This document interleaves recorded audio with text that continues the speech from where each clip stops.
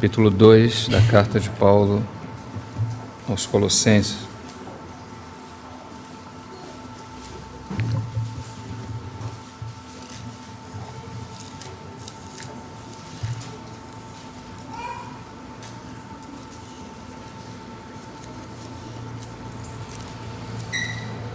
Diz assim, a partir do versículo 1: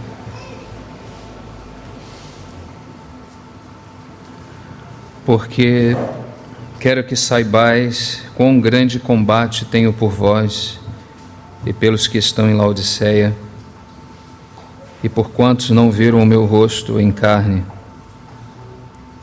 para que os seus corações sejam consolados e estejam unidos em amor, e enriquecidos da plenitude da inteligência para o conhecimento do mistério de Deus, Cristo, em quem estão escondidos todos os tesouros da sabedoria e da ciência. Versículo 2: para que os seus corações sejam consolados e estejam unidos em amor, enriquecidos pela plenitude da inteligência para conhecimento, grifem isso, amados, do mistério de Deus, Cristo.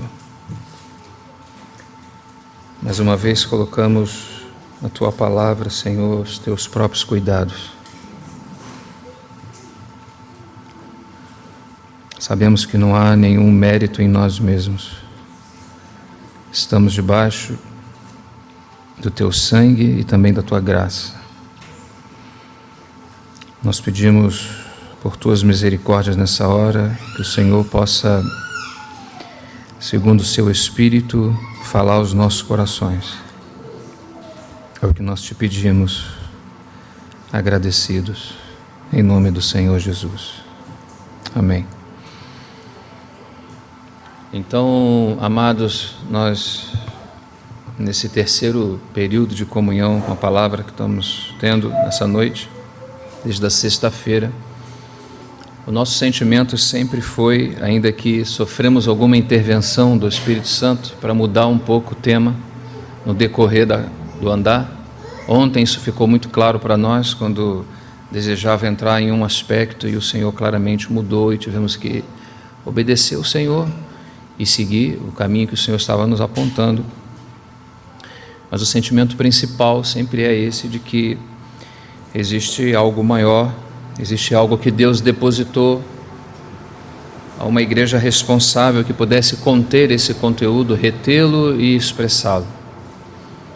E desse conteúdo maior, desse depósito, como assim Paulo fala, guarda o bom depósito que te foi confiado. E desse depósito sabemos que Deus tira as palavras específicas para situações específicas, que se acomodam dentro das nossas circunstâncias, na edificação da sua casa. Então nós temos insistido em dizer que Deus não deseja que a sua igreja seja especialista num ponto, que seja a igreja dessa verdade ou a igreja daquela verdade, mas que seja uma igreja que se abra a todo o conselho de Deus, que seja uma igreja que se abra a todo o depósito divino, para que de fato o Senhor possa ter nela, por onde quer que ela vá, na sua missão, contendo esse depósito maravilhoso, ela possa fazer as aplicações práticas no seu viver prático, daquilo que sai desse conteúdo, dessa base, dessa fonte que é o Senhor mesmo. Então nós falávamos insistentemente para os irmãos daquele quadro que precisamos ver de uma forma geral, e depois nós vamos nos aproximando pouco a pouco, e à medida que o Espírito vai trabalhando essas verdades em nós, vai fundamentando essas verdades em nós, então nessa mesma medida nós vamos testemunhando desse trabalho que vai sendo feito nas nossas vidas. Então Colossenses capítulo 2 fala dessa primeira grande verdade, o mistério de Deus Cristo. Na sexta-feira e ontem, no sábado, nós estivemos falando do mistério da vontade divina, tentamos avançar no mistério da economia, mas não foi possível. Parece que o Espírito nos reteve um pouco mais sobre o assunto da necessidade da vontade divina, ser reconhecida, ser retida, ser contida e ser expressada. tudo começa com Deus mesmo. E essa expressão, o mistério de Deus Cristo, é algo misterioso, porque se é misterioso, é enigmático. Nós não conseguimos descobrir com tanta facilidade, precisamos de revelação. E essa verdade, o mistério de Deus Cristo, é uma verdade que ela tem dois aspectos muito claros, e que nós, como igreja, precisamos nos aproximar desses aspectos. O primeiro é o aspecto literal, é a verdade de Deus, das Escrituras, acerca de Deus mesmo. A verdade das Escrituras acerca de Deus, né? Esse é o aspecto literário do assunto. Uma igreja, irmãos, ela precisa conhecer o seu Deus, na sua forma literária e no seu segundo aspecto, na sua forma relacional. Se nós não conhecemos a Deus na sua forma literária, aquilo que Deus fala de si mesmo a partir das suas sagradas letras, corremos o risco de nos relacionar com alguma coisa que seja espiritual, chamando essa coisa de Deus mesmo, sabendo que nem tudo aquilo que é espiritual necessariamente é divino. Então, os moldes que Deus nos colocou, que Deus dispôs à sua igreja para que ela tivesse protegida na sua doutrina e no seu relacionamento, ou no seu relacionamento estivesse disposto na sua doutrina. Falávamos aos irmãos na sexta-feira que muitos amados irmãos às vezes comentam: irmãos, eu não quero mais doutrina, já estou cansado de doutrina, eu gostaria apenas de vida. Então, essa é uma ideia de uma ênfase colocada no relacionamento, que também é real e também existe e deve ser real. Mas não pode haver relacionamento se não houver o aspecto literário, o aspecto que nos protege, o aspecto que revela, que nos dá proteção de quem Deus é. Então, esses dois aspectos precisam estar equilibrados na nossa vida, na mesma medida que conheçamos a Deus, segundo as Escrituras, que possamos conhecê-lo também relacionalmente. Porque esse mistério, o mistério de Deus Cristo, observa isso. Deus é misterioso porque habita numa luz inacessível, uma luz impenetrável. Ninguém pode nem sequer vê-lo, não é? Assim é Deus o Pai. Mas aquilo que é próprio do Pai é visto na revelação, na pessoa do seu Filho. Mas aí, logo você surgiria com uma pergunta: mas como o Filho pode revelar o seu Pai de maneira tão perfeita? A base desse relacionamento está em conhecimento. Deus conhece o Pai, ninguém conhece o Pai senão, e ninguém conhece o Filho senão. Eu inverti o texto, mas é essa a ideia, não é? Ninguém conhece, porque apenas os dois se conhecem. E o Espírito Santo é a ligação de amor eterno entre essas duas pessoas. Então, amados, porque o Filho pode revelar tão bem o seu Pai? Porque o Filho pode dizer: Filipe, há tanto tempo tenho estado convosco, sem ser Ele o Pai, como Ele pode usar com tanta autoridade essas palavras? Como diz: mostra-nos o Pai. Há tanto tempo tenho estado convosco. Porque aonde está o Filho, há uma representação exata de quem é o seu Pai. Amém? Por isso que o assunto é relacional. Deus conhece, o Filho conhece o Pai, e o Pai conhece o Filho de tal maneira, baseado no relacionamento eterno dessas duas santíssimas pessoas, que uma pode revelar a outra com total perfeição. Assim também, quando Pedro foi perguntado por Jesus: e vós, quem dizeis quem eu sou? E ele disse: tu és o Cristo, o Filho do Deus vivente. E logo o Senhor Jesus disse para ele que a revelação que ele acabara de receber não nascera nele, não era uma coisa da cabeça dele, foi o Pai que revelou quem era o Filho. Assim como o Filho vem a essa terra para revelar quem é o seu Pai. Então, o assunto da revelação, ele está ligado ao conhecimento.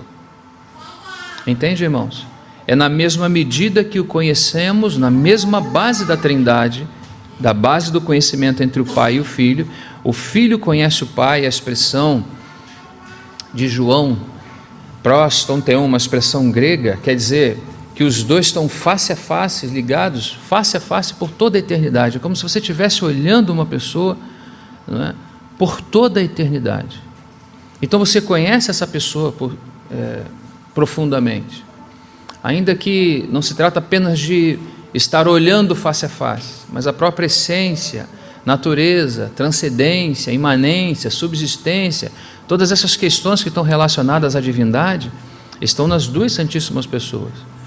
E nessa vida relacional, né, traz esse autoconhecimento e essa condição de conhecimento entre as pessoas muito profundo. E em base a isso, amados, é que também o Senhor estabeleceu para o conhecimento de Deus, quando a pessoa de Cristo, do Senhor Jesus, nos fosse dada à igreja, é com base nesse mesmo conhecimento que o Pai pudesse ser revelado. Porque olha, se o Pai não pode ser visto, exceto na pessoa do seu Filho, não é? Quando Deus dá a Cristo à igreja, agora Cristo habita na igreja. Se Cristo habita na igreja, você não consegue perceber que Deus continua desejando que o Pai seja revelado? Porque se Paulo fala, para que agora pela igreja as muitas formas sabedorias de Deus, falando da sabedoria que a nossa irmã leu, que é o Cristo, que é o Verbo eterno ainda no Antigo Testamento, não é? Aquela sabedoria que diz, eu era o seu aluno, eu era o seu arquiteto, eu era o seu desenho arquitetônico por meio do qual ele construía todas as coisas, porque assim é o Senhor, Ele é o desenho por meio do qual Deus cria todas as coisas. Então, esse aspecto de revelação do Deus Trino, que é visto na pessoa do Senhor Jesus no primeiro momento, agora o Senhor Jesus dado à igreja, o que Deus na verdade quer, nesse texto que nós estamos citando de Efésios capítulo 3, para que agora pela igreja as muitas formas da sabedoria de Deus sejam conhecidas dos principados e potestades nos céus. Então observa que esse testemunho relacionado ao Filho, que é visto agora, que precisa ser visto pela igreja, é um testemunho que nem sequer é apenas para a própria igreja ou apenas para a comunidade onde essa igreja está plantada. Ainda principados e potestades têm interesse nesse testemunho. Você percebeu esse versículo? Principados e potestades nos céus, poderes, príncipes, autoridades, estão também de olho nesse testemunho. Por que isso é assim? Porque no Antigo Testamento Deus deu muito o testemunho da sua unidade essencial. Deus é um, Javé é um. Ouça Israel, o Senhor vosso Deus é um. Então o testemunho de Deus no Antigo Testamento era da sua unidade essencial. Não se tinha essa ideia de pessoas, Pai, Filho, Espírito Santo. Tinha sim algumas expressões no hebraico, como Elohim, da terminação in, no hebraico, indicar a pluralidade. Então você observa que só nessa expressão você tem a pessoa, tem o nome Deus, mas já incluindo o aspecto de pluralidade, por causa da terminação hebraica in. Mas Israel precisava apenas dar esse testemunho, de que aquele tremendo Deus era um único Deus. Quando você entra as páginas do Novo Testamento, você observa que essa revelação avançou e Deus agora não quer apenas dar testemunho da sua unidade essencial, senão de que nessa unidade essencial existem pessoas distintas. É diferente de nós, que nós somos três, mas não somos três pessoas, temos três partes, somos apenas uma pessoa, e temos espírito, alma e corpo, não é? Deus é um único ser em essência, e essa essência única no universo, a divindade, a substância na qual Deus é divino, né, subsistem três pessoas distintas, o Pai, o Filho e o Espírito Santo. Então houve um tempo em que as grandes formas construtivas, apoteóticas de Deus, o haja, por exemplo, disse Deus, haja e houve, acredito eu, que já existia, muito provavelmente, porque uma parte da criação, nós temos aqui a parte visível, né, junto com outras coisas que estão relacionadas ao visível, mas existia uma parte invisível, tanto é que uma parte da criação já havia caído antes mesmo do homem cair. Muito provavelmente essa parte invisível deveria ter sido testemunha de muitas coisas que Deus fez, como testemunho do seu eterno propósito e poder. Imagine o Gênesis, irmãos, quando essas pessoas que não têm carne, olhavam e podiam admirar as grandes obras de Deus, quando Deus iniciava todas as coisas no Gênesis. Então aí é um testemunho. Qual o testemunho? É o testemunho de soberania, é o testemunho de poder, é o testemunho de autoridade, é o testemunho do Deus Todo-Poderoso, não é? Imagina você ouvir alguém sem nenhuma matéria-prima dizer haja, e aí está, né? Então naquela cena do início de tudo nós vemos um Deus de poder, um Deus de glória, um Deus soberano. No Novo Testamento nós começamos a ver o mesmo Deus soberano, mas que se manifesta de uma forma que nós nunca havíamos visto antes, e por isso existem esses principados e potestades que desejam testemunhar dessas coisas. Eles conheceram muito provavelmente aquilo que nós chamamos do poder eterno do Deus eterno. No Novo Testamento, o mesmo Deus agora se manifesta não apenas como Deus Todo-Poderoso, mas como um homem ou como um Deus que tem caráter.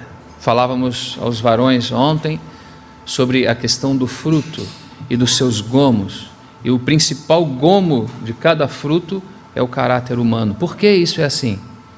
Agora você começa a entender porque Deus deseja tanto o caráter humano, porque Deus deseja tanto nos substituir, irmãos. Por quê? Porque Ele já deu um testemunho do seu eterno poder e glória. Esse testemunho já foi dado. E para quem quiser ver, você sai debaixo desse telhado aqui, você olha para os céus e aí já há testemunho. O grande Deus, o Criador dos céus e da terra. E quando nós entramos às páginas do Novo Testamento, nós observamos que Deus continua querendo dar um testemunho. E o testemunho agora é o testemunho do seu Filho. Não é? É o testemunho do seu caráter. É o testemunho de como Ele faz. E por isso agora você observa que até os anjos atentam bem, olham para a igreja. E nunca nós poderíamos dizer, está olhando para a igreja porque eles precisam ver o nosso testemunho aqui em São Pedro da Aldeia. Não, irmãos, não é exatamente o nosso testemunho fora da vontade divina. Eles estão olhando o Cristo que está dentro de nós. Eles estão olhando esse testemunho porque eles sabem, o Deus poderoso em alguma parte eles conhecem. Não é? O que eles precisam continuar conhecendo é o Deus que tem um caráter e que se manifesta dentro desse organismo chamado igreja. Então você agora começa a ver a grande responsabilidade que começamos a ter. Deus escolheu-nos para um testemunho. Deus escolheu-nos para, como um organismo, Ele pudesse entrar com a sua vida e manifestá-la ao mundo, e não somente ao mundo, a principados e potestades nos céus. Então você vai observando que todo o trabalho dele não é para me deixar melhor, ainda que como consequência estarei melhor, mas o trabalho é para que Ele manifeste a glória, a sua glória, o seu Filho. E por que Deus quer manifestar o seu Filho? O princípio é o mesmo. Porque Ele não manifesta a igreja, não existe texto que Ele quer manifestar a igreja. A igreja é o organismo pelo qual, por meio do qual Ele manifesta, mas não é a igreja o objetivo. O objetivo é o Filho. Porque quando Ele manifesta o Filho, uma vez o Filho conhecido, o Pai é revelado. O princípio continua o mesmo. Entende isso, irmão? Então a necessidade da vida cristã ser a revelação de Jesus Cristo, por isso que Paulo fala, aprove a Deus revelar o seu Filho em mim. Irmão, mesmo que Paulo tenha alargado todas as questões relacionadas ao aprendizado com Gamaliel, ainda não seria suficiente. Costumamos dizer insistentemente, irmãos, que pagarmos as nossas contas e vivermos como pessoas agradáveis aqui nesse planeta é suficiente. As medidas de Deus, elas vão além dessas questões. A medida que Deus estabeleceu para a igreja é o seu próprio Filho, é a sua própria imagem, é o seu próprio testemunho. Você vê, irmãos, às vezes, e muitas vezes, nós nos portamos de certa forma e achamos que essa forma, esse estereotipo, é uma forma de espiritualidade. Mas, como o Marcelo estava falando aqui agora há pouco, não existe a síntese da espiritualidade, é uma pessoa. Obviamente que se a pessoa cresce no nosso interior, o nosso exterior também dará testemunho da mesma verdade do interior. Mas o testemunho que Deus busca não é um testemunho apenas de comportamento que a gente não está acostumado a ver na sociedade. Deus busca o seu Filho, ponto final. É isso que Deus busca, é isso e para isso que Deus trabalha. Quando Ele diz que Ele enviaria outro Consolador, quando Ele enviaria o Paracletos, quando Ele enviaria o Espírito juntamente com o seu Pai, era essa a obra do Espírito Santo. Sabe, irmãos, quando nós nos tornamos, por assim chamar, pentecostais, como nós às vezes gostamos dessa palavra, né? E aí achamos que o Espírito Santo é uma pessoa que foi dada a nós para nos encher de poder para algumas coisas específicas que nós gostamos. Por exemplo, nós gostamos de nos sentir alegre, o Espírito realmente traz gozo, como nosso irmão falou, alegria, paz. Gostamos de sentir paz, Ele também é a nossa paz, Cristo é a nossa paz. Esses são aspectos da verdade que está no corpus da verdade, está no conteúdo da verdade de Deus, ou seja, em todo o depósito divino, em todo o conteúdo de Deus. O mesmo conteúdo que é a paz, no mesmo conteúdo a guerra. Entende, irmãos?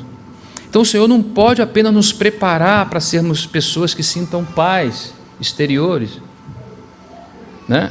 Pessoas que sintam alegria. Deus não pode nos preparar para sentirmos alegria, irmãos. A alegria faz parte do processo, mas não somos preparados para a alegria, muito pelo contrário, temos que ser armados, como diz Pedro, da disposição de sofrer. Você sabe o que é isso, irmão? Ser armados. Você sabia que existe uma armadura em você que o Espírito Santo é capaz de fazer em você e em mim? De dar a você capacidade de sofrer, de passar por sofrimentos e passar?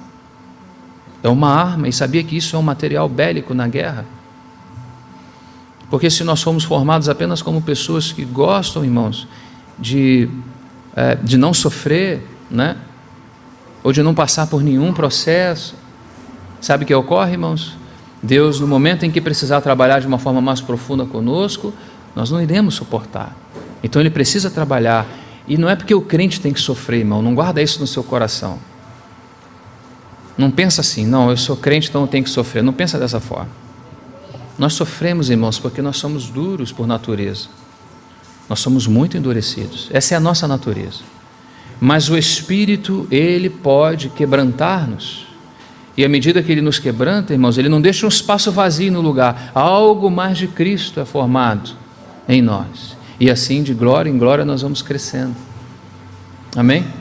Que bom quando temos uma igreja, irmão, que conhece os propósitos e os desígnios divinos e podem dizer: Senhor, faça conforme a sua vontade, como temos falado esses dias. Então, voltamos ao ponto do testemunho. Isso é tudo que Deus deseja fazer. É o texto que nós lemos de Efésios capítulo 1, versículo 9. A plenitude dos tempos vem chegando. E o que Deus quer fazer é expor o seu Filho nesse universo, não é? Em relação a nós, Ele escolheu-nos para que fôssemos esse meio, para que o seu Filho fosse visto. Uma vez que o Filho é visto, o Pai é encontrado, o Pai é revelado, aquele que habita numa luz impenetrável, inacessível, aquele que ninguém viu nem pode ver, não é? Na medida que o Filho é visto na igreja, então o Pai é revelado. Assim como o Filho revelou o Pai nessa terra, agora por meio da igreja Ele continua fazendo a mesma coisa. A terra não ficará sem o testemunho de Deus. Deus foi, mas deixou Deus, não é? O cabeça foi entronizado, o seu corpo está na terra, e na pessoa do Espírito Ele também veio habitar em nós. Temos a Santíssima Trindade aí, o Pai, o Filho e o Espírito Santo fazendo habitação permanente em nós, porque Deus deseja continuar seguindo na terra com o seu testemunho. Amém? Então, o assunto do mistério de Deus Cristo é um assunto que tem esses dois aspectos. Quais o aspecto, irmãos? O aspecto literário, nós precisamos conhecer a Deus pelas Escrituras. O mistério de Deus, lembra disso? Deus deu apenas à igreja, irmãos, a revelação desse mistério. Se você pega as religiões tradicionais e as suas ramificações heréticas, você vai ver que todos eles erram em uma doutrina principal: Deus. Todos eles erram. Uma vez fiz um estudo disso de muitas páginas, juntamente com outro irmão, um estudo de mais de 40 segmentos na terra. Todos eles, sem exceção, eles podem falar de comunhão, eles podem falar de pessoas que andam juntas e se relacionam, eles podem falar de tudo isso, de coisas parecidas com o que nós fazemos. Mas a definição deles sobre Deus, eles não conseguem dar. Sabe por quê, irmãos? Porque ninguém conhece a Deus, apenas o Filho que está no seio do Pai, não é? É esse que o quê? Que o fez revelar. Então sabe por que você conhece? Porque o Espírito te revelou. Sabe por que você conhece o Filho? Ainda que seja numa medida ou por medida, né? Uns conhecem de uma forma mais elementar, outros conhecem na forma relacional mais avançada. Não importa, todos nós em alguma medida conhecemos, porque o Pai te revelou. Você está sentado aí e você fala assim, uma reunião tão simples, né, irmão? Pois é, irmão, mas é uma revelação, é uma reunião dos filhos de Deus, daqueles que estão sentados na presença de Deus, que foram revelados pelo próprio Deus, o Deus que habita numa luz impenetrável. É a reunião desses irmãos aí. Entende? Então a importância que a igreja tem de testemunhar do seu Deus, conhecê-lo segundo as Escrituras e conhecê-lo segundo as experiências. Ter experiência com Deus das Escrituras e ter experiência com as Escrituras que falam sobre Deus. O mistério de Deus, Cristo, aquela grande e principal coluna na casa de Deus. Então, à medida que vamos conhecendo a Deus, você vai observando que um segundo ponto, um segundo passo começa a ser dado.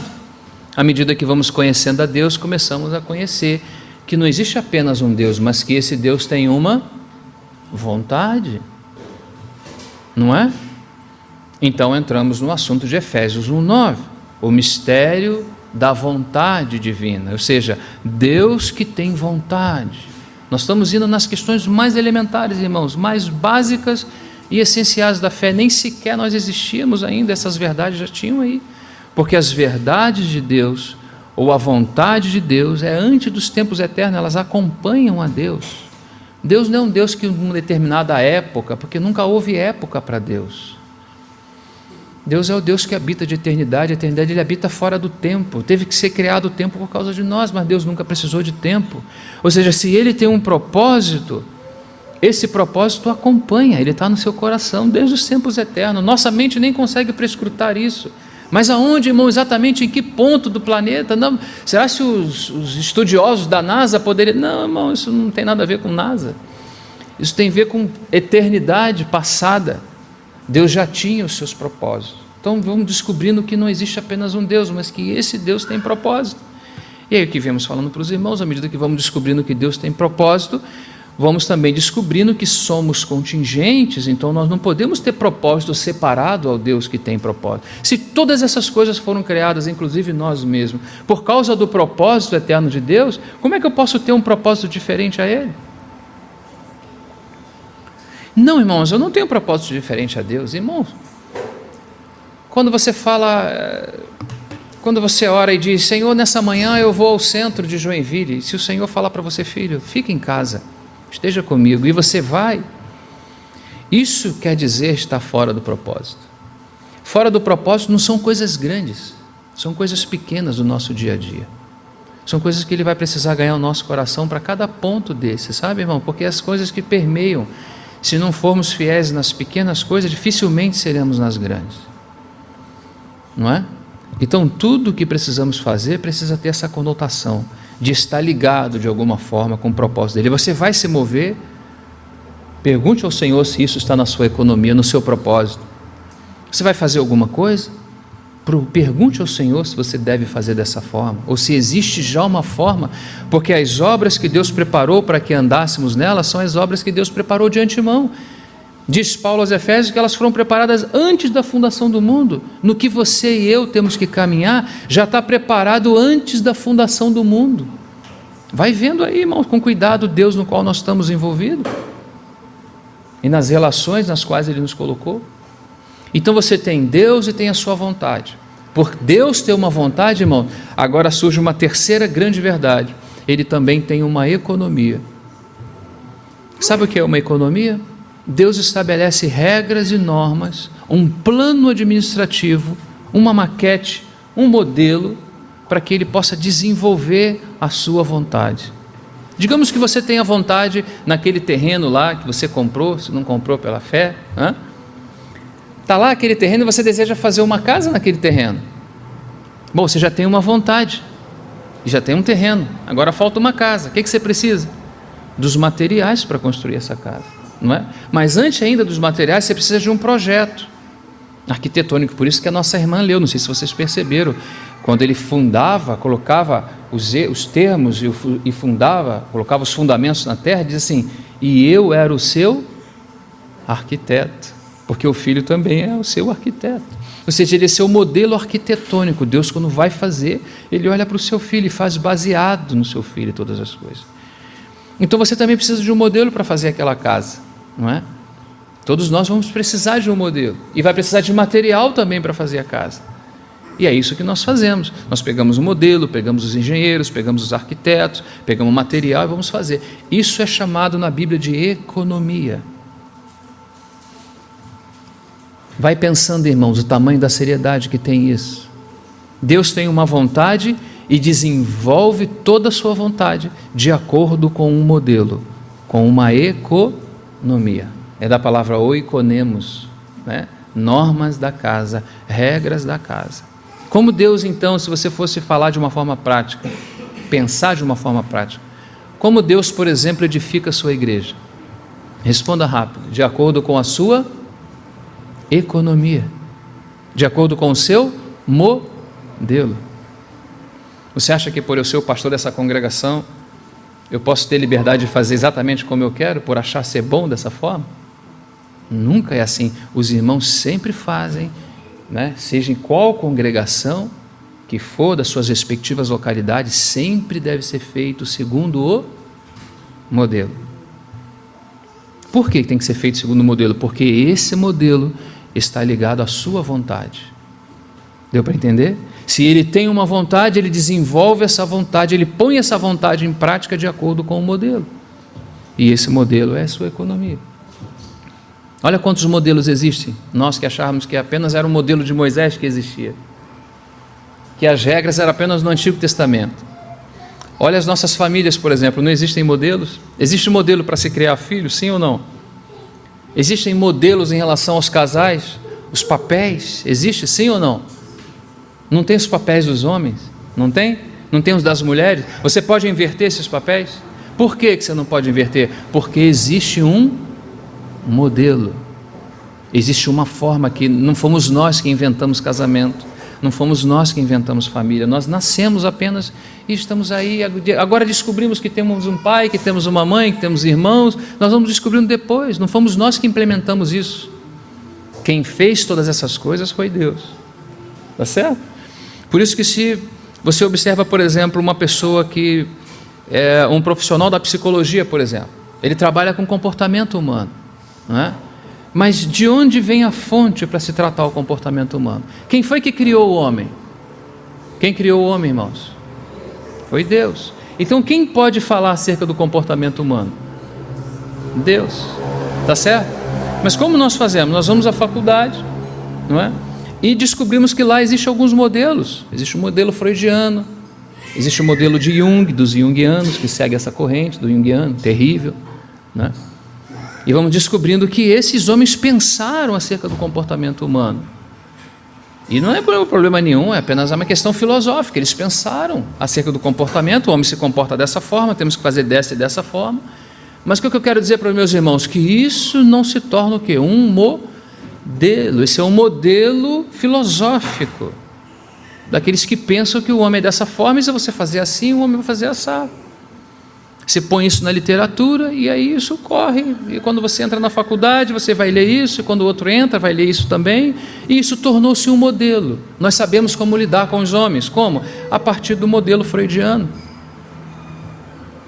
Mas irmãos, o que nós estamos fazendo aqui nessa noite? Descobrindo um fato maravilhoso. Deus tem o seu modelo. Deus tem o seu modelo para o seu e para o meu caráter. Deus tem o seu modelo para o meu e para os seus problemas. Deus tem um modelo que são as suas verdades, né, que permeiam todas as áreas da existência humana, inclusive dá à sociedade aquilo que ela realmente precisa. É que o homem não deseja um modelo de Deus, mas existe um modelo de Deus. Existe o que a Bíblia chama, em Efésios capítulo 3, versículo 9, o mistério da economia divina, o mistério do modelo divino. Nós temos que nos agarrar com isso e falar: Senhor, muito obrigado, ter isso como um presente, sabe, irmão?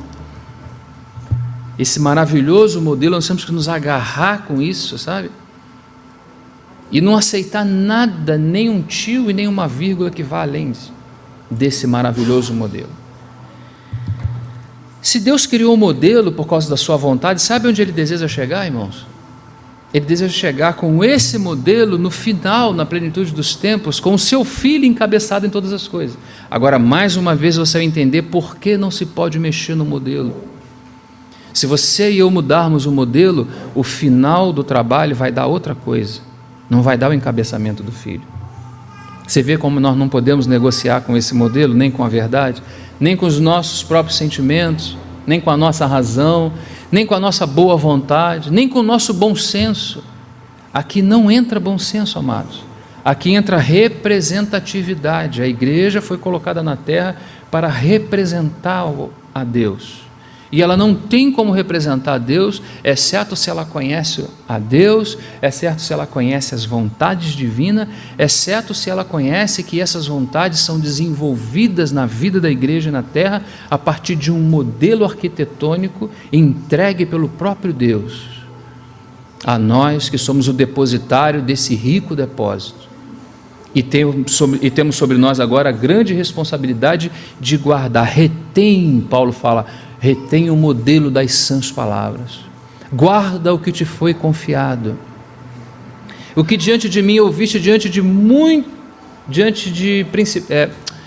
fortifica-te na graça, que há em Cristo Jesus, Timóteo, porque sem graça não vamos ter como guardar modelo nenhum, precisamos da graça. E o que de mim ouviste diante de muitas testemunhas, o que Timóteo havia ouvido? Paulo falava todo o conselho de Deus. O tempo que ele ficou em Éfeso, ele ensinava, ele falou, nunca deixei de vos ensinar, de anunciar, didática e publicamente, né? Ele não só ensinava esse modelo, como ele também proclamava, não só ensinava de uma forma didática, mas também proclamava. Temos que aprender esse modelo de forma didática, não é? E às vezes também quem anuncia o modelo precisa também proclamar. Às vezes precisamos estar numa praça e proclamar essa verdade. Nunca deixei de vos anunciar todo o conselho de Deus. E Paulo fala assim, estou livre do sangue de vocês. Essa era uma palavra que o Atalaia precisava falar quando via o perigo. Ele precisava avisar o povo, olha, está vindo o perigo, está vindo o inimigo. Se o povo não se preparasse, esse é um problema do povo, mas se o inimigo pegasse o povo de surpresa e o Atalaia não falasse, então o sangue viria sobre a cabeça do Atalaia. E Paulo utiliza essa expressão do Antigo Testamento, trazendo ela, mostrando a seriedade desse tema, a necessidade dos ministros da casa de Deus, não é? Depositar nessa grande arca, vamos colocar assim, ou nesse grande organismo, depositar esse modelo. A igreja precisa ser depositária do modelo divino. Ou você recebe esse modelo, ou você vai receber outros modelos. E quando recebemos outros modelos, Cristo não é glorificado no final do negócio, porque o modelo que foi introduzido por Deus é o modelo que tem em vistas o quê? No final dos tempos, Cristo ser o cabeça de todo o universo. Você consegue observar, irmãos, o tamanho da responsabilidade na qual o Senhor nos inseriu?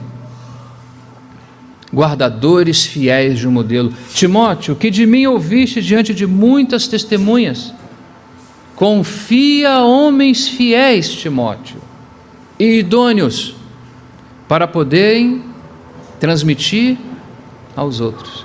Timóteo precisa confiar homens idôneos, fiéis. Por que eles precisam ser fiéis, irmãos? Porque o que eles vão receber, eles precisam o quê? Guardar. Fidelidade. Fidelidade. Todos nós. O Espírito Santo precisa trabalhar fidelidade em nós. Por que você acha que ele trabalhou tanto com Moisés? Porque Moisés queria os 40 servir, Deus falou, não tem negócio entre nós, de serviço não. Deus precisou pelo menos mais 40. Sabe por quê? Porque Deus confiaria grandes verdades a Moisés. Lembra de Êxodo capítulo 25, quando no 24 Moisés sobe ao monte? E o Senhor fala a Moisés: sobe o monte da minha presença e fica lá. Moisés já havia sido trabalhado, já. Moisés foi separar uma briga, Moisés estava com muita força e falou: não, eu, como quem diz, eu sou o guardador do modelo. Deus não poderia dar as tábuas do testemunho a Moisés. Deus não poderia, como também não pode fazer conosco, irmão, se não trabalhar esse aspecto de fidelidade da nossa vida. Irmãos, é muito sério nas coisas nas quais estamos envolvidos. Não é uma questão de nos reunir para nos sentir bem, colocar nossa família no lugar certo. Vai além, irmãos. Deus nos colocou como uma tocha acesa nesse mundo de trevas, para brilhar aqui o seu testemunho. Isso não tem nada a ver com o nosso bem-estar, muito pelo contrário, irmãos. Muitos foram crucificados de cabeça para baixo, para que esse testemunho pudesse passar. Muito sangue, irmão, já tem corrido nessa terra. Agora, principalmente, esse tempo tem sido o maior tempo de morte aos cristãos de toda a era da história, muito mais do que no início. Sabe por quê, irmãos? Pessoas que simplesmente decidiram fielmente guardar o modelo. Guarda, Timóteo, o modelo que te foi confiado. E Moisés, com muita força, foi falar: não, eu vou separar, eu vou fazer a obra de Deus. E foi separar um com o outro e já matou. Porque assim a gente querendo fazer uma boa coisa, mas não sabemos exatamente como temos que fazer. E só em tentar separar, matou. Aí o Senhor falou: não, Moisés, eu não preciso de um déspota, em outras palavras, não preciso de um déspota. Eu não preciso de alguém que conheceu toda a ciência do Egito, eu preciso de um servo. Eu preciso de alguém que vá guardar o meu modelo, eu preciso de alguém fiel.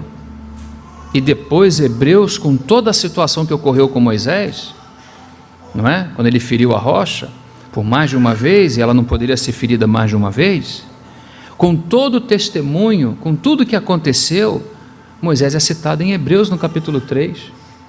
De que maneira? Quem lembra?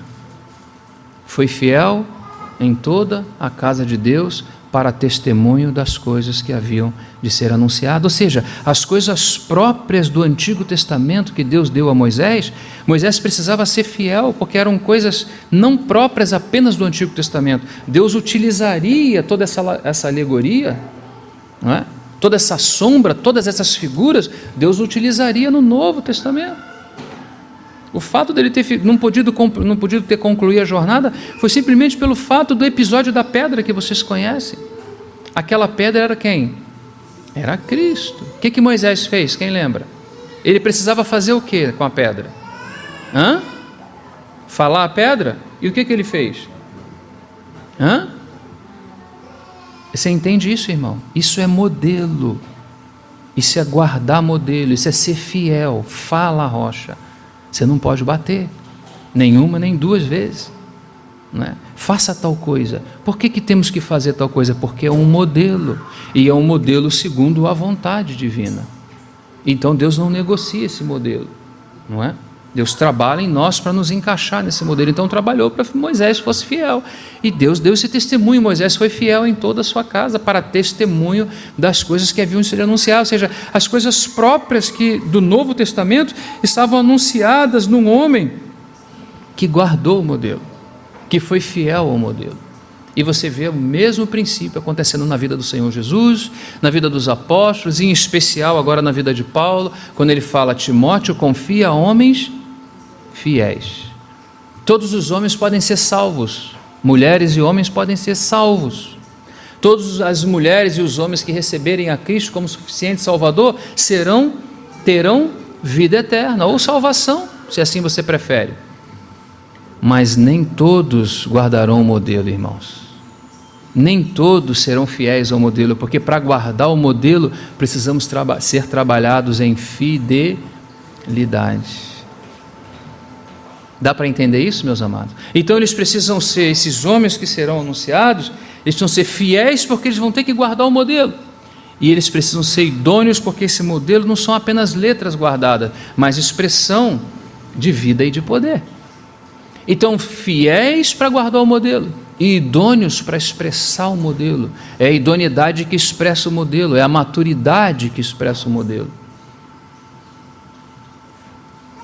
Então, quando tiver quem seja diante de você, ou mesmo que você mesmo estiver diante das Escrituras, lembra que o que você estiver lendo, sabe o que Deus está fazendo pelo Espírito Santo? Ele está colocando dentro de você um depósito, um modelo, o seu modelo, a sua vontade, o seu conteúdo, que por meio do qual Ele faz todas as coisas, a sua santíssima palavra. Ele não faz nada nesse universo que não seja pela sua palavra. Tudo Ele criou pela sua palavra, tudo Ele faz pela sua palavra.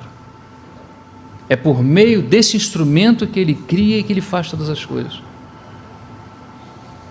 Quando nós estamos diante das Escrituras, irmão, nós não estamos diante de qualquer modelo.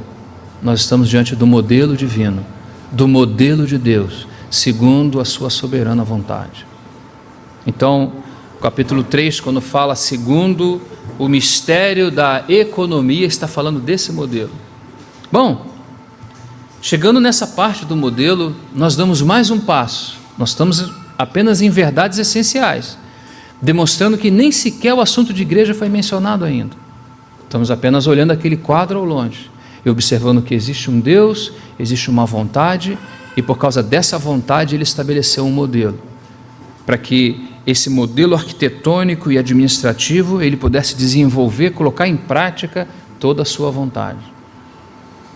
Então você chega no terceiro ponto e você agora vai para o quarto ponto importante da fé cristã. É que esse modelo precisa ser executado, ele precisa ser colocado em prática. E será se nós achamos mesmo que Deus vai nos colocar aqui na terra, vai nos dar salvação e falar, bom, eu tenho um modelo e agora vocês vão levar isso avante? Você acha que é assim? Não é assim. Nós não temos capacidade de reter, conter e expressar esse modelo, em nós mesmos não tem. Por isso que Paulo fala em Romanos, a lei é espiritual. Tem gente que bate na lei, já viu isso, irmãos? Não se pode fazer isso, não há problema na lei, irmãos, o problema está em nós. A lei é boa, justa, santa, agradável para Deus, porque ela revela o próprio Deus. O que é da lei é o que é próprio de Deus. Sabe por que se estabelece em lei para nós? Porque Deus é daquela forma. Quando Ele fala não matarás, é porque Ele não é assassino. Quando diz para não roubar, é porque Ele não rouba. E aquilo que é intrínseco, que está relacionado à sua natureza, se converte em lei para a sua criação, para a sua criatura.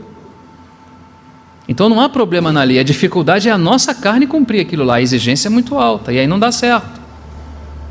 Então o que aconteceu? Paulo falou que a lei não havia problema, mas ele era carnal, vendido sob o pecado. Isso é Paulo no capítulo 7. Não é? Então o que vai precisar ser feito? Porque agora nós sabemos que não apenas há um Deus, Deus tem uma vontade, e nessa vontade Ele tem um plano. Como é que Ele vai desenvolver esse plano? Como Ele vai colocar isso em prática? Entra um outro mistério, o mistério da piedade. Deus manifestado em carne, justificado, que mais? Visto dos anjos, pregado aos gentios, crido e recebido acima. Sabe o que Deus fez na vida do nosso Senhor? Foi esse movimento. O modelo que precisava ser introduzido aqui foi esse movimento do mistério da piedade. Deus manifestado na carne, na sua quenose, no seu esvaziamento, não perdendo a sua divindade, mas vindo até nós. Sabe quem é esse Deus? Quem é? Em outras palavras podemos dizer, esse é o modelo divino. É Ele a economia. É Ele que vai desenvolver na terra o que precisa ser desenvolvido. Deus não chama você e eu, Deus chama o seu filho. Então olha o movimento que Ele faz, Deus manifestado na carne. E o que mais? Justificado em espírito, visto dos anjos, pregado aos gentios, crido no mundo e o quê? E recebido. O que Ele fez? Ele fez um movimento de descida e um movimento de subida. Quando desceu, fez a sua obra e nos colocou, lembra da escada de Jacó? Dos relacionamentos dos céus com a terra, onde os anjos sobem e descem por aquela escada. O que aquilo está dizendo? Está falando dessa ligação que Ele mesmo fez. Agora é possível, o véu foi aberto, foi rasgado, e agora há possibilidade de nos achegarmos a Deus, porque Deus tem um grande plano, um grande propósito, uma grande economia. Mas quem que vai cumprir essa economia? Você entende isso, irmão? Quem vai poder cumprir essa economia? No primeiro momento, o seu próprio Filho. é Ele quem cumpre. Ele é o econômo da economia. Ele é o mordomo fiel, né? Ele é o homem que Deus vai introduzir essa economia na terra. Por isso que quando, olha, irmãos, preste atenção nisso. Quando você olha na terra e você vê o Senhor Jesus andando, aí está andando o modelo de Deus. Quando o Senhor Jesus está andando nessa terra, o que Ele está falando, o que Ele está fazendo, as formas que Ele está agindo, as formas que Ele está vencendo, esse é o modelo de Deus. Agora você entende que o Evangelho ele é pesado para você e para mim, quando nós achamos que em nós está a capacidade de desenvolver as coisas santas. Nós não entendemos, na verdade, que toda a forma que o Senhor Jesus viveu na terra é para que agora, uma vez nele, em união com Ele, pudéssemos viver da mesma forma. Então, se Ele é o modelo, nós agora podemos andar segundo o modelo de Deus. Por quê? Porque Ele, que é o modelo, agora está em nós. Vocês conseguem entender isso, irmãos? Ou isso é muito alto para nós? Não é alto para nós. O Espírito pode te falar isso? Sim ou não? Irmãos, como a gente tem visto cristãos que não sabem viver a vida cristã. É o que mais você encontra. Quando nós vamos ver as nossas experiências, elas estão repletas da nossa própria mão, dos nossos próprios esforços, e não fruto de substituição. Assim como Paulo no capítulo 5, Paulo fala dessa substituição, assim como fomos substituídos do dia da ira, também fomos substituídos pela sua vida, para viver uma vida em vitória aqui na terra.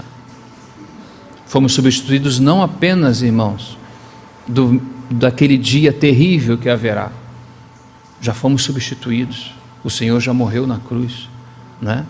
Então já estamos livres daquilo. Mas como vamos viver a nossa vida aqui segundo o modelo de Deus? Como seremos bons pais?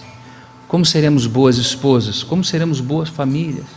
E não só boas, boas segundo a economia, boas segundo o modelo de Deus. Como seremos?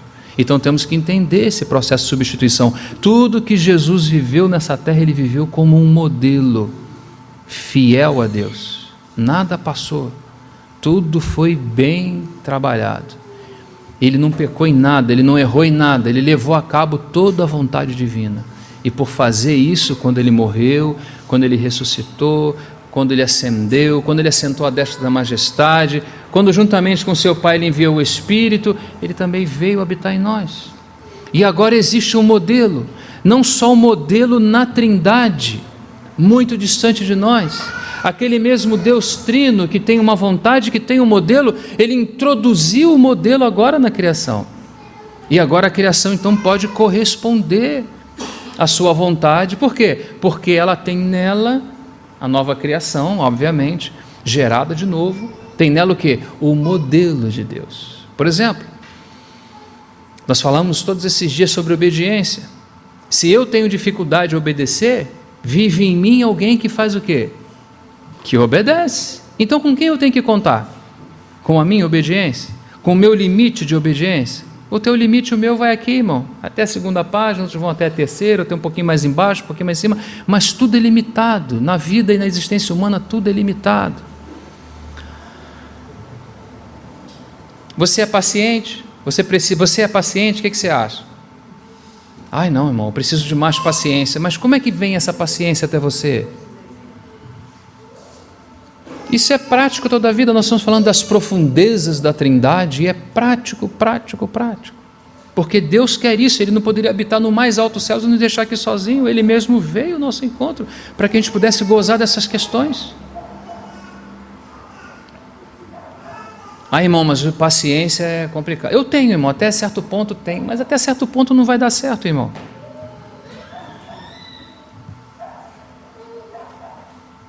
Como é que você ama a sua esposa? Como é que eu amo a minha? Ah, irmão, de vez em quando eu trago meia dúzia de flores. Meia dúzia? Não era para ser 12? Não, irmão, já dei um bolo, botei até uma cereja em cima. Irmão, Deus não quer que você dê a cereja em um bolo, Deus quer quem está segurando o bolo. O nosso chamamento é altíssimo, amados. Assim como Cristo amou a igreja. Esse é o padrão que Deus escolheu para amarmos as nossas esposas. Não tem nada a ver com flor. Dê a sua flor. Mas saiba uma coisa, é amar como Cristo amou. Não é gostar dela. É amar como Cristo amou. O que Cristo fez por conta da sua esposa, da sua noiva? Ele entregou a sua própria vida. Talvez muitos de nós empurraríamos a vida da outra, né? É muito alto o chamamento, irmãos, mas é isso que Ele nos deu. Os padrões que estão estabelecidos são os padrões desse modelo que Deus deu a nós por meio do seu Filho. Então todo o seu andar na terra está ligado a esse modelo, não é? Que Deus, pelo Espírito, precisa trabalhar em nós. Então chegamos aí ao mistério da piedade. Estamos apenas voando por cima desses temas, não estamos entrando neles. Apenas para que a gente vá tomando consciência do tamanho das coisas nos quais estamos envolvidos. Mas depois aparece ainda um outro ponto importante. Depois que nós temos o modelo aqui, Paulo fala de uma outra coisa muito importante. Já que temos o modelo, agora nós precisamos de uma forma prática ouvir acerca desse modelo, para que também esse modelo sejamos participantes dele. Como chegou a sua salvação? Por meio do mistério do Evangelho. Efésios capítulo 6, versículo 19. Paulo fala do mistério do Evangelho. Os nossos ouvidos precisam estar atentos, amados, para ouvirmos o que o Senhor precisa nos dizer. E Ele nos fala através do seu Evangelho. Ele nos fala através da sua palavra.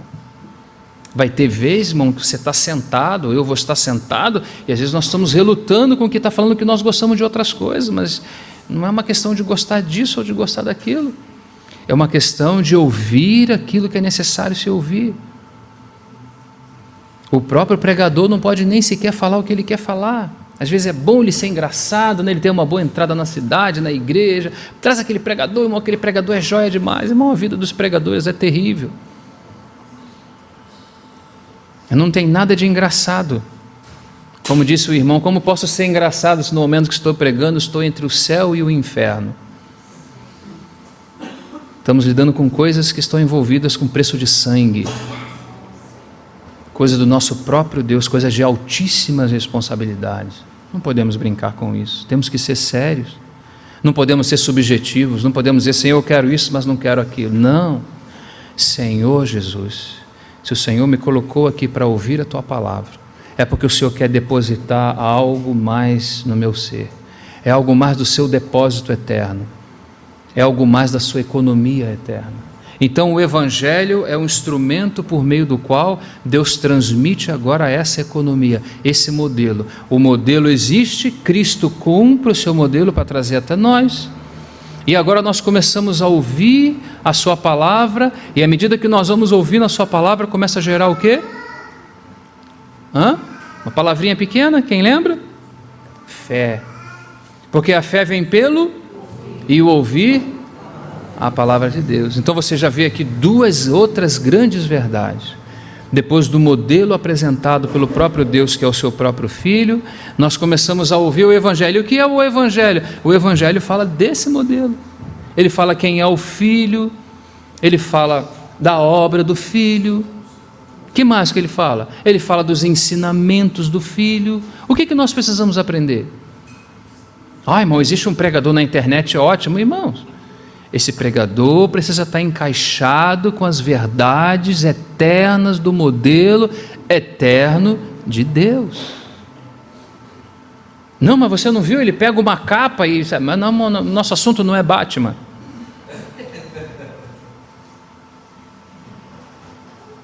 Nosso assunto não é capa, irmão. Nosso assunto é um testemunho que precisa ser dado permanente durante os dias da nossa peregrinação aqui.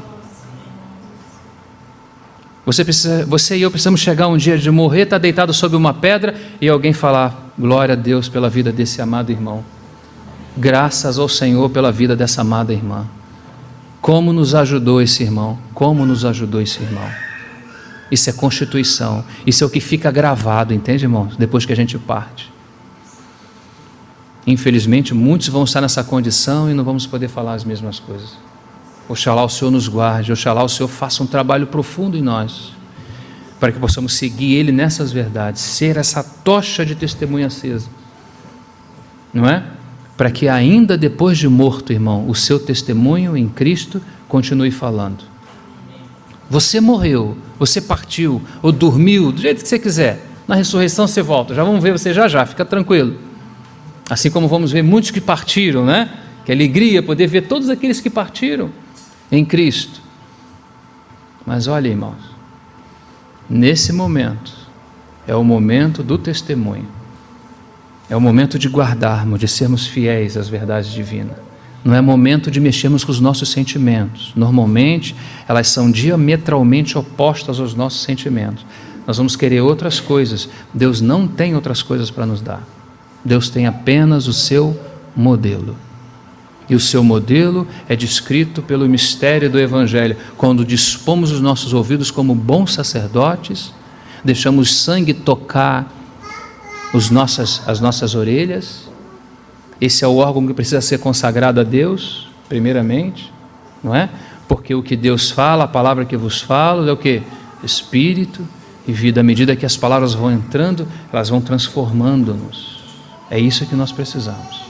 E naquela medida de Deus. E na medida que essas palavras vão entrando, nós vamos crescendo na fé, porque a fé vem pelo ouvir o modelo de Deus, o Evangelho de Deus. Amém, meus amados? E quando nós ouvimos o Evangelho, gera fé, e a fé faz o quê? Ouvimos pela primeira vez, por exemplo, a palavra do Senhor, falou: Senhor, quero a Ti. Me ajoelhei diante dele, ele me convenceu do pecado, da justiça, do juízo, criei nele. Você também creu, outro creu, e quem foi que nasceu? Quem nasceu? Quem nasceu, irmão, depois que cremos juntos? Nasceu a igreja, amados. A igreja é fruto disso. Agora ela chegou, você percebe? Ela chegou nesse momento. O Senhor fez a sua obra, o Espírito vai pegar o que é próprio de Cristo, e isso é o Evangelho. Por isso que Paulo fala o mistério do Evangelho. Ele pede oração aos irmãos de Éfeso, para que seja, ao abrir da sua boca, falada com confiança. O falar com confiança, o mistério do Evangelho, é porque esse mistério é que vai tirar as pessoas daquela condição de perdidas e vai introduzi-las na casa de Deus. Você vê? Não só sobre edificação, mas ainda te buscar lá no mundo, Deus precisou usar a sua palavra. Aí te trouxe agora para comungar com esses irmãos. Agora você está com esses irmãos. Por que você está com esses irmãos? Por conta de tudo que nós estamos falando aqui. Nós estamos voltando, vendo passo a passo. Agora nós precisamos continuar, porque ainda não terminou o assunto. Agora temos que estar juntos, ouvindo a sua palavra, de joelhos diante da sua verdade, com temor, crescendo juntos, não é isso? Porque depois você vai observar o seguinte: você começa com Cristo, o mistério de Deus Cristo. E o último é o mistério de Cristo, a igreja. Efésios capítulo 5, lembra? Versículo 32, me parece, naquele contexto. O mistério de Deus, Cristo. O mistério de Cristo, a igreja. É como se a igreja estivesse escondida dentro de Cristo, e Cristo está escondido dentro de Deus. Aí você chega ali fora e fala assim: onde é que tem uma igreja aqui? Aí vem cá que eu vou te levar. Ele pega você pela mão e leva você num lugar que tiver o quê? Um formato, uma cruz lá em cima, e fala assim: aqui é uma igreja. Por que as pessoas fazem isso? Porque elas não sabem o que é igreja. Muitos de nós não sabemos. Como é que elas vão saber? Porque a igreja está escondida em Cristo, e Cristo está escondido em Deus. Por isso que naquela cruz, quando o seu lado é tocado e sai sangue e água, muito provavelmente é aquele momento onde Deus usa uma de suas mãos e tira dentro de Cristo essa verdade que estava oculta. O seu lado saiu sangue e água, muito provavelmente o sangue para redimir os nossos pecados, o sangue para tratar tudo que era negativo no universo, e a água para introduzir o novo. Então agora nasce a igreja, e a igreja tem esse testemunho. Qual o testemunho? O testemunho de Cristo. O Cristo precisa ser visto. Como ele vai poder ser visto? E quando ele for visto, qual é o testemunho que é dado? Quem é visto nesse testemunho? O Pai. Então nós estamos aqui agora. Que Deus não abra os nossos olhos para que possamos ver o que tem aqui além de nós mesmos. Tem muita gente que está de olho em nós, irmãos, e não está querendo ver o que a gente faz segundo a carne. Eles estão em nós porque Ele sabe o que existe dentro de nós. Ele sabe qual é o chamamento da igreja. Ele sabe o porquê a igreja foi colocada na terra. Então eles colocam o olho, eles querem ver esse testemunho. Os principados e potestades, eles querem ver esse testemunho. Adianta envolver com o festival de pipoca, irmãos? Ah, irmão, isso aqui está muito triste, vamos fazer um festival de sorvete. Não, irmão, de maneira nenhuma. O que nós vamos fazer, irmãos? Ah, irmão, vamos cair como mortos na presença dEle. Não temos o que fazer. Apenas confiar nele e falar: Senhor, passa à frente nossa e faça conforme a sua vontade. Tenha o seu testemunho, Senhor, aqui em Joinville.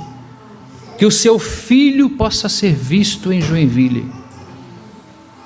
Não o meu comportamento apenas, não a minha vontade, não a minha forma de achar, de pensar, de crer, de entender. Irmão, eu entendo assim, eu entendo assado, tem irmãos brigando por isso, irmãos, em muitos lugares. Eu entendo assim, eu entendo, acho que tinha que ser assim, eu acho, irmão. Não é uma questão de eu acho, é uma questão de Deus ter nos escolhido para sermos uma tocha acesa nesse mundo de trevas, demonstrar as muitas formas da sabedoria do seu Filho. Foi para isso que Deus nos escolheu. Sabe por que nós trabalhamos com os nossos filhos? Para isso. Sabe por que nós casamos? Para isso. Ah, irmão, não casei com ela porque ela era linda? Isso faz parte do processo, mas não termina aí. Um dia ela vai começar a envelhecer, você vai envelhecer também, então isso não é uma questão de beleza. Essa é uma questão de que Deus quer você, quer a mim, quer a nós, entende? De uma forma em que Ele possa expressar o seu filho. Seja você solteiro, seja você casado, seja você com filho, seja você sem filho. Deus quer a sua vida, Deus quer a minha vida, Deus quer a vida da igreja em Joinville, não para expressar suas opiniões, não para expressar o que pensa ou o que deixa de pensar, não para julgar ninguém, porque Deus vai julgar todas as coisas. Ah, aquela igreja lá, deixa irmão, deixa aquela igreja lá. Olha o contexto onde os irmãos, onde o Senhor colocou você, e procura ser útil aos seus irmãos. Procura fortalecer os seus irmãos com aquela porção que Cristo repartiu a você. Receba dos seus irmãos aquela edificação que você tem, daquela porção que você não tem. Cresça, porque na medida que você cresce, é nessa mesma medida que você testemunha. Você não testemunha, você não pode testemunhar de algo que você não vive e de que você nunca viu. Deus trabalha em nós para que esse testemunho seja verdadeiro, seja fiel. Nesse pequeno compartilhar, eu quero responsabilizar todos nós nessa noite, porque na medida que nós ouvimos, nos tornamos mais responsáveis. Não nos tornamos capazes, mas nos tornamos mais responsáveis. E, irmãos, que naquele dia em que o Senhor vier para levar a sua igreja, naquele dia daquele tribunal de família, aquele tribunal familiar, em que Ele pedirá-nos conta do que nós fizemos com a tão grande salvação que Ele nos deu, que não seja um dia de muitas lágrimas, provavelmente deva ser, mas que o Senhor nos guarde, que possa ser um dia de alegria, o dia que o Senhor nos chamar para aquelas contas, não para nos jogar no inferno, porque já nos tirou de lá, não é? Mas para nos perguntar, aquela salvação que eu pus no seu espírito, aquele modelo sacro, aquela pessoa sagrada que eu te dei, não é? O que você fez com ela, não é? Quando eu dei aquela pessoa a você, eu buscava um testemunho através de você e de seus irmãos juntos, naquele lugar onde eu deixei você. Por que você nasceu aqui? Ou por que você nasceu em outro lugar e está aqui? Porque eu sou do Rio de Janeiro e estou aqui. Por que Paulo é de Tarso? Porque ele está próximo, muito próximo à antiga Europa, e sabe onde o evangelho por quem foi difundido? Paulo não podia usar, Deus não podia provavelmente, não que não podia, mas provavelmente não seria Pedro que deveria ser usado. As sombras de Pedro vai curar, mas falar no Areópago não vai ser coisa de Pedro. Deus vai ter que usar outra pessoa. E exatamente Paulo nasceu num lugar que está próximo, ele conhecia todas aquelas culturas, ele sabia como as coisas se moviam naquela época. É assim que Deus faz. Deus te fez nascer aqui ou fez você estar aqui porque Ele tem um propósito com você. E esse propósito é um propósito eterno. E esse propósito eterno, ele é baseado na vontade divina. E essa vontade divina é apresentada por um modelo. E esse modelo Deus pede a você e a mim que sejamos fiéis em guardá-lo, em retê-lo para podermos expressá-lo. E a medida de ter acesso a esse modelo é dispor os ouvidos ao que Ele precisa falar para você e para mim. Deus tem muitas coisas para nos falar, irmãos. Muitas coisas o Senhor tem para nos falar. Mas Ele precisa dos nossos ouvidos. Está vendo? Muito mais do que na nossa boca. Por isso que temos 2 ouvidos, uma boca só. Muitas vezes precisamos estar quietos na presença dEle, apenas ouvindo o que Ele precisa nos dizer. Ele quer nos instruir, mas o nosso coração precisa ser um coração ensinável, disposto a querer ouvir o que Ele tem a nos dizer. E na medida que Ele nos fala, um depósito é formado em nós. Entende? E é esse o depósito que nós agora temos que ser fiéis, porque você vai ensinar o seu filho, irmão. Você vai ensinar a sua geração. Quando a sociedade tiver dificuldade, você não vai chamar o pastor, é você a pessoa que Deus quer usar, com o depósito que Ele te deu, para a sua respectiva localidade, para o seu lugar onde você mora, para o seu trabalho, entende? Se você, por exemplo, é um médico, Deus quer falar com os médicos. É o lugar onde mais tem incredulidade, irmãos, por causa do conhecimento, da soberba. Então quem Deus vai usar? Muito provavelmente os médicos convertidos. Eu conheço muitos médicos que são irmãos e que falam a palavra do Senhor lá. No seu trabalho, como é que vai ser isso? Não é você? A tocha quem Deus colocou não é você? Que o Senhor nos ajude, irmãos. Que o Senhor nos ajude. Nossa existência aqui é muito rápida. Temos jovens aqui na minha frente, está aqui o Lucas com 20 anos, muito jovens, mas ainda assim, tudo é muito rápido. Não sabemos exatamente o dia do amanhã, não sabemos se ainda estaremos vivos, não é? Não sabemos se o Senhor Jesus ainda volta antes mesmo de alguns de nós aqui partirmos, não sabemos absolutamente de nada. A única coisa que sabemos é que Ele volta. A única coisa que sabemos é que se Ele não voltar a tempo, nós iremos partir daqui. E o assunto é: de que maneira partiremos? Partiremos com essa clareza no nosso coração de que recebemos um depósito e que fomos confiado, foi a nós confiado uma herança, um depósito, um conselho divino, uma missão, não é? De que isso não só transforme a minha vida, mas que a minha própria vida seja um instrumento de replicação desse depósito. Que o Senhor nos ajude, irmãos, que a cada dia a gente possa crescer nesse sentimento. As demais coisas que eu não comentei com vocês, tudo que está relacionado ao cristianismo, não tem valor sem essas questões principais que estamos falando aqui. Todas essas questões principais, elas governam todas as demais coisas. Pouco importa, irmão, você saber se o chifre da besta, quantos são, quem é, de onde que vem, isso não tem quase nenhum valor. Tem valor porque é da Bíblia. Mas numa hierarquia de valores na palavra de Deus, isso vem bem depois. Pouco importa sabermos quantas cabeças tem o dragão, se a nossa vida é uma vida impermeável, é uma vida que o Espírito não pode tocar, é uma vida que rejeita as Escrituras, é uma vida que rejeita o depósito, é uma vida que não deseja, que não tem um coração ensinável. Como Deus vai passar? Como Deus vai substituir? Como Deus vai manter? Como Deus vai fazer em nós esse testemunho? Entende, amados? Que o Senhor ganhe o nosso coração. Que o Senhor, assim como venceu Jacó, nos vença também. Não é? Que assim como o Senhor venceu todas as coisas, não seremos nós que ficaremos de pé. Ele vai passar e Ele vai fazer conforme a sua vontade. Mas como filhos, irmãos, nós podemos ainda dizer nessa noite: Senhor, faça em mim conforme a sua vontade. Amém? Vamos orar, vamos agradecer ao Senhor. Obrigado por mais esse tempo, Senhor, de comunhão com a Tua Palavra. O Seu Espírito é quem realmente nos convence de todas as coisas. O Seu Espírito pode nos falar de cada uma dessas porções que nós tivemos compartilhando juntos aqui.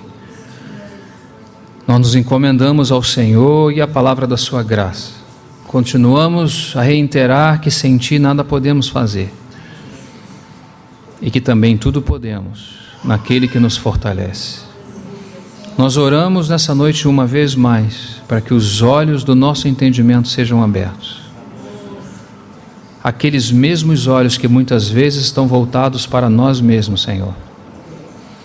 Nós gostaríamos imensamente que o Senhor nos fizesse ver o Senhor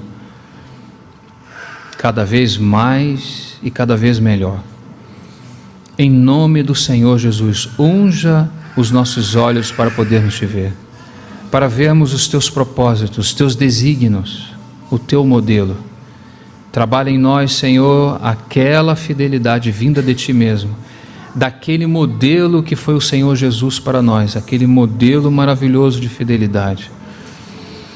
Senhor, tenha compaixão de nós. O tempo se abrevia e o Senhor está às portas.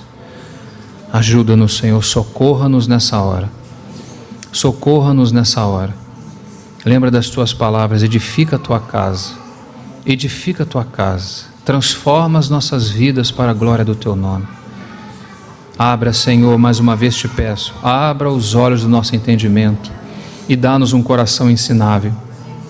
Ensinável para ouvir a tua voz. Ensinável para ouvir os seus preceitos. Ensinável para ouvir aquilo que o Senhor precisa nos dizer. Porque o Senhor nos edifica naquilo que o Senhor nos fala. Nós nos encomendamos a Ti, Senhor. Nós agradecemos ao Senhor por mais esse tempo. Continue a falar aos nossos corações. Senhor, realmente somos incapazes de falar aos irmãos aquilo que o Senhor realmente precisa falar. Mas o Senhor, o Espírito, é capaz de nos transmitir a cada um de nós as verdades essenciais e necessárias que precisamos ouvir. Avança com o seu propósito. Encha-nos do seu Santo Espírito. Faça conforme a tua vontade. Oramos em nome e na confiança do nosso Senhor Jesus Cristo. Amém, Senhor. Amém. Na palavra